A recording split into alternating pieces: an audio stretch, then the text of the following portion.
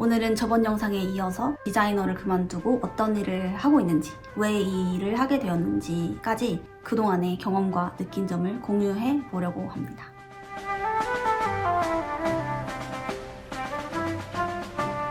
그래서 제가 작년에 10년 동안 해오던 디자이너 일을 그만두고 나서 이제 뭐 해먹고 살지? 고민이 되게 많았거든요. 그래서 주변 친구들한테 이렇게 고민을 털어놨었는데 그때 제 친구 솔라님이 해주셨던 되게 힘이 되었던 말이 있거든요. 줄리님이 가진 디자인 스킬로 할 수 있는 게 너무 많다. 디자인 스킬만 있다면 사실 디자이너가 아니더라도 뭐든지 하고 싶은 걸 다 할 수 있다. 이런 말을 해주셨거든요. 저는 그때 이 말이 정말 힘이 많이 되었고 이 말이 이렇게 고민과 혼란 속에 빠져있는 저를 이렇게 건져 올려준 그런 말이었어요.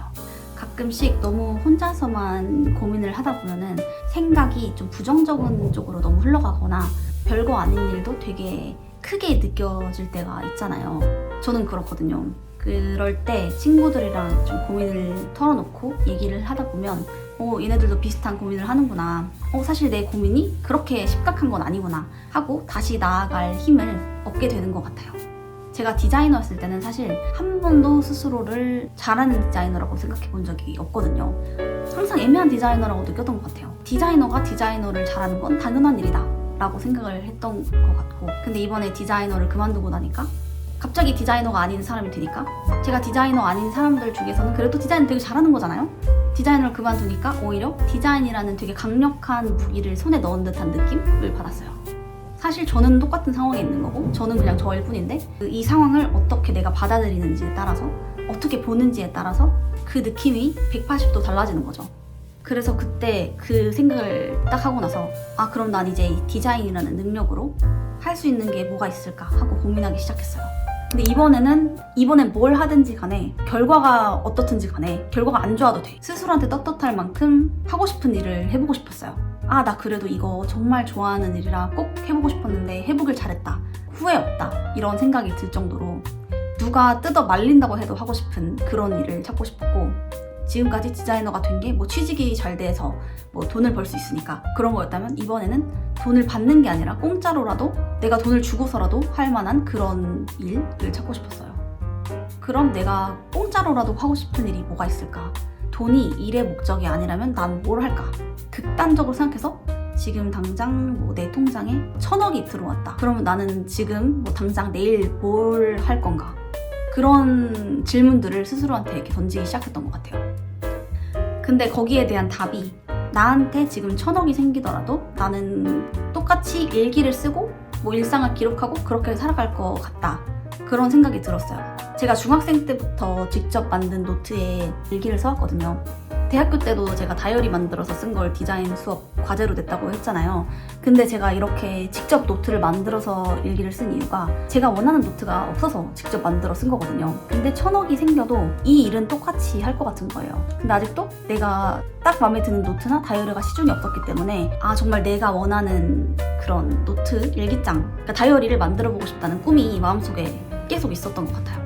이게 꿈이라고 했지만 저한테는 좀 더 해소되지 못한 갈증처럼 느껴졌어요.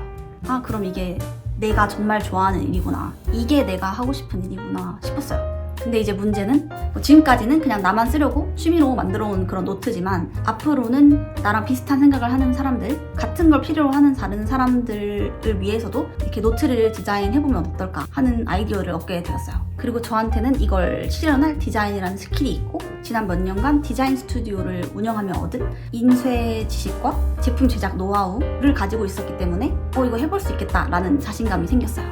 이때 정말로 디자인이라는 무기가 있기 때문에 지금도 내가 원하는 걸 그때그때 만들어 볼 수 있는 거구나. 이게 내 인생을 통틀어 정말 가장 큰 무기구나 하고 생각했어요.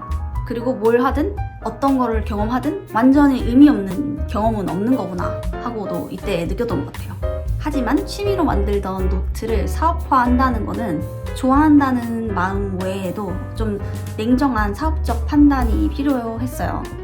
나는 내가 만든 거니까 좋아하지만 진짜로 다른 사람들도 이게 필요할지 좋아할지 안 좋아할지는 해봐야 아는 거기 때문에 일단 제품을 만들어서 팝업 스토어를 해보기로 합니다.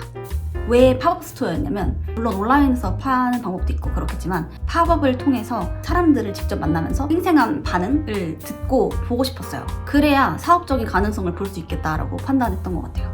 제가 아침마다 출근을 망리단길로 하거든요. 근데 거기에 이렇게 전시나 팝업을 할 수 있는 대관 공간이 있어요. 그러면 그냥 거기서 해보면 되겠다. 사무실이랑도 가깝고 그렇게 머릿속에 계획이 쫙쫙쫙 자연스럽게 생기는 거예요. 그래서 바로 실행을 해봐야겠다 하고 그 대관 장소를 이렇게 알아봤는데 거기 스케줄이 그때가 한 2023년 5월 말쯤이었거든요. 근데 거의 한 달밖에 안 남은 7월 밖에는 스케줄이 빈 게 없는 거예요. 그리고 11월 말까지 예약이 꽉 차 있었어요. 근데 11월 말이면은 거의 반년을 준비한다는 건데 그럼 너무 본격적이 되잖아요 또? 저는 빨리 가능성을 보고 싶은 건데 그래서 그러면 지금 시간이 없다고 생각하지 말고 한 달 만에 뭐가 되든 빨리 준비를 해보자 하고 이렇게 덜컥 대관비를 입금하게 됩니다. 처음 하는 단독 팝업이라서 되게 걱정이 많이 되었거든요. 근데 신기했던 거는 지금까지 제가 했던 어떤 것보다도 마음속에 확신이 있었어요. 이게 정말 내가 스스로 하고 싶어서 하는 일의 힘이구나 싶었어요. 팝업 오픈 당일까지 정말 아무도 안 오면 어떡하지? 준비를 할 수 있을까? 엄청 걱정을 많이 했는데 다행히도 팝업에서 시작하자마자 오픈런까지 생기고 상상치도 못할 정도로 많은 분이 찾아와 주셨고 그때 무엇보다 인상 깊었던 거는 직접 만든 노트를 들고 좋아하는 모습을 보니까 내가 만든 뭔가로 다른 사람들을 즐겁게 할 수 있다는 게 정말 행복했어요.